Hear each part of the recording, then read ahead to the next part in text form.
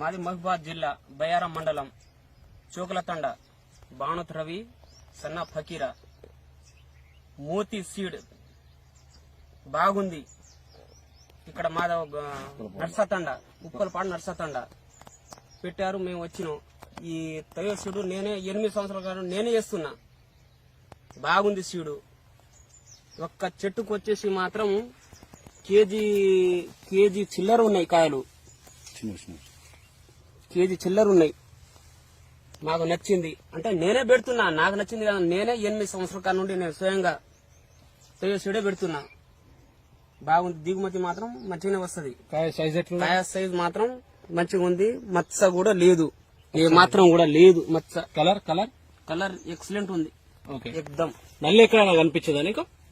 నల్లి లేదు. పెట్టుకోవచ్చా? 4 రైతులకు చెప్తావు నువ్వు? మళ్ళా నేనే పెడుతున్నా. మళ్ళా ఇంకో విషయం, ఈ వాట్సాప్ అందరికి పంపండి.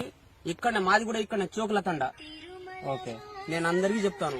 పెట్టుకోవచ్చు అంటారు ఇంకో 4 రైతులు? 100% పెట్టుకొచ్చింది. ఓకే.